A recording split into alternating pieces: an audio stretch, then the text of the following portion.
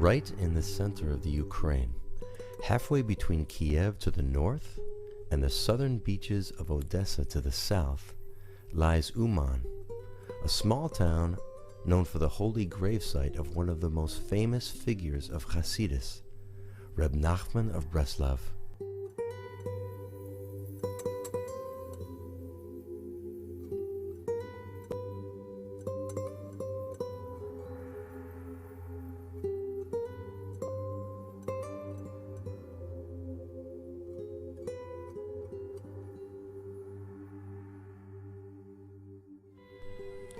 The Ukraine had been under Polish rule until the latter part of the 18th century, and the town of Uman had been an important garrison town. In Uman, the Polish governor Count Felix Pataki built the Sofiewka Park, a famous botanical garden. Rabi Nachman found serenity here with its waterfalls and narrow stone bridges and natural beauty so conducive to contemplation.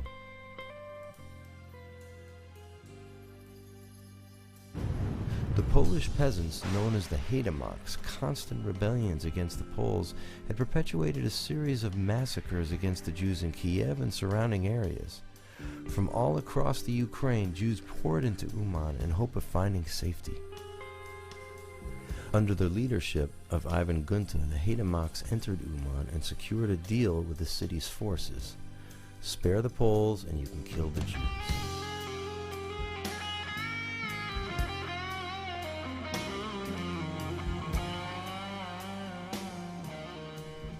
Gunta gathered the Jews in the town square and posed an ultimatum: convert or die. Without exception, they chose martyrdom. In 1768, more than 20,000 Jews were massacred in the town of Uman.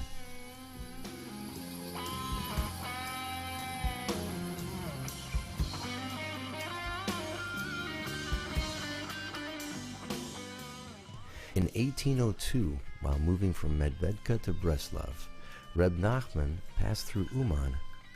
Gazing upon the mass graves of the martyrs, he remarked, "Here is a good place to be buried." A great fire that raged through the town of Breslev after Pesach of 1810 consumed the Rebbe's house. The very next morning, a messenger arrived in Breslev requesting that the Rebbe move to Uman. The Rebbe's face turned beet red, for he knew that he was being called there to die.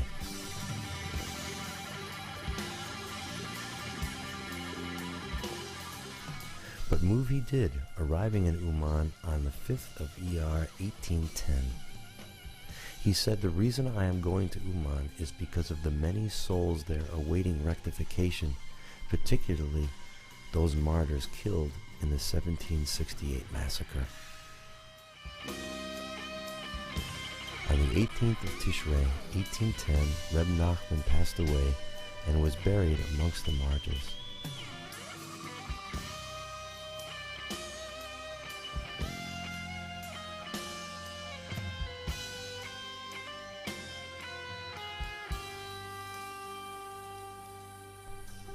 In the summer of 1807, Rabi Nachman contracted tuberculosis. He began speaking of his passing and expressed his desire that his followers visit his gravesite and that he would derive great pleasure from this. During that summer, the Rebbe often spoke about having his followers come to him for Rosh Hashanah. He repeated the message many times.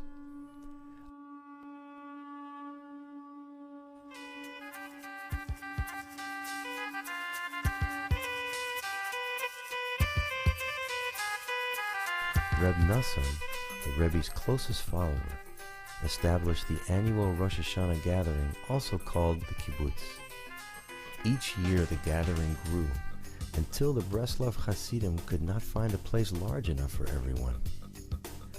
Reb Nachman began building the large Breslever shul, the Kloitz, which was completed in 1834.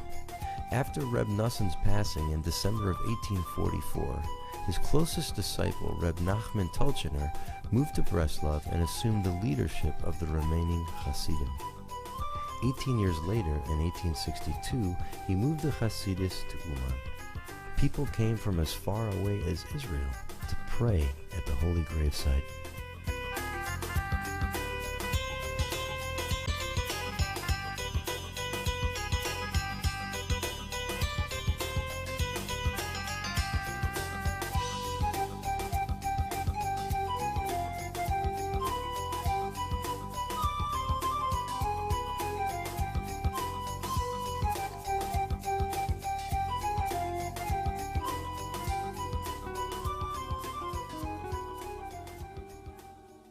In 1917, the Bolshevik Revolution caused the Iron Curtain to fall upon Eastern Europe. For many years, Uman remained embedded in the hearts of the growing Breslever community. Many tried to cross the border to get to Uman, but most failed. World War II created even greater barriers. By the time the war and the Holocaust ended, there were only 150 Hasidim left, worldwide. During the war, Uman endured fierce battles.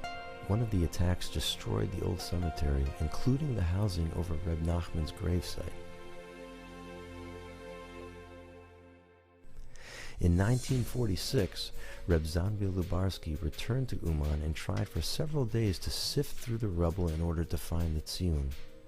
After several unsuccessful days of searching, he cried out, "Rebbe, Rebbe, reveal yourself!" That night, he had a dream about searching in a different place. The next morning, he began searching in that place and revealed the foundations of the house over the Tziyun. Reb Lubarsky had supervised the building of the house next to the Tziyun, constructing it in such a manner that the gravesite would always be accessible outside the house. The few remaining Breslevers in Russia would gather in Uman for Rosh Hashanah, but the borders remained closed for those few that tried to get across.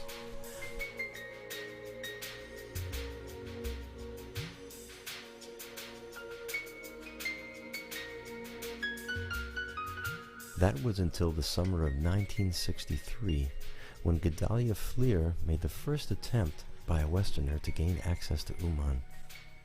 Reb Michael Dorfman, then living in Moscow, met Gedalia in Kiev and took him to Uman. Following the first breach in the communist wall, the winter of '63 saw the first group trip to Uman, led by Rabbi Tzvi Aryeh Rosenfeld. In the midst of the Cold War, the Soviets often applied pressure to gain certain diplomatic victories. They looked at Rabbi Rosenfeld as an influential figure and played a cat-and-mouse game with him. "We'll grant you visas to Uman if you help us in our diplomatic endeavors in the West." It was very difficult to get to Uman during those times on a Western passport and virtually impossible on an Israeli one. And so the Israeli Hasidim would simply borrow an American passport to make the pilgrimage because, after all those bearded people looked the same.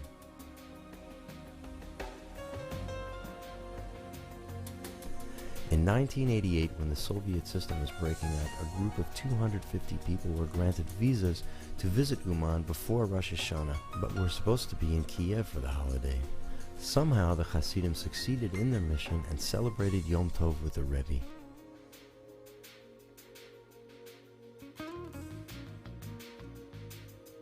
The following year, the Soviet Union finally began to dismantle itself.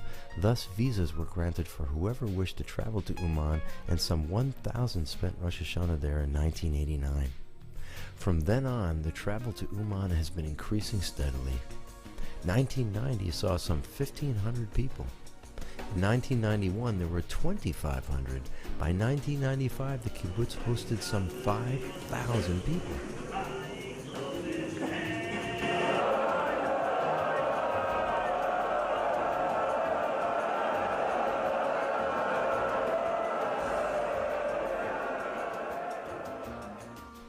around the same time, many people who found it difficult to travel for Rosh Hashanah began traveling during the year.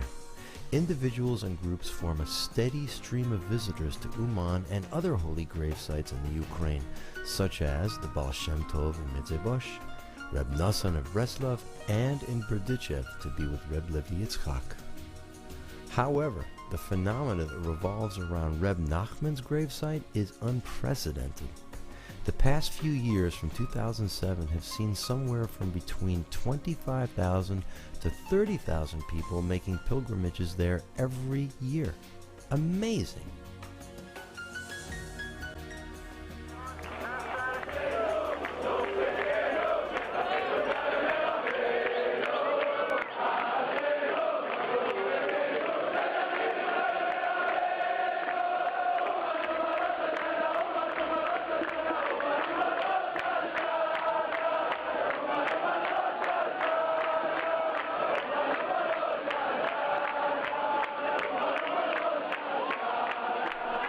What is so special about Rabi Nachman and his message? How does an early 19th century Hasidic master from Eastern Europe reach out to the 21st century Western-oriented person?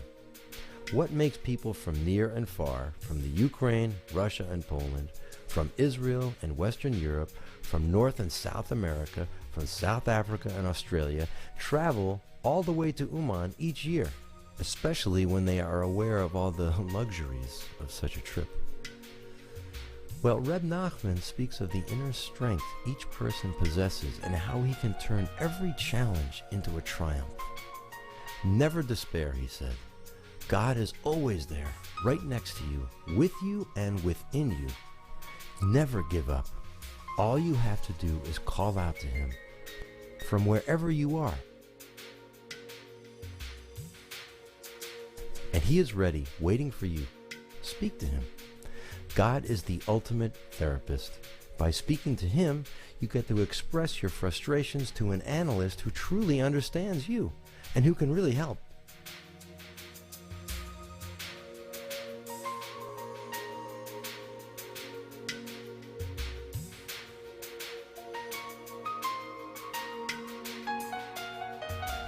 I may have messed up in my life. I may have even messed up my life.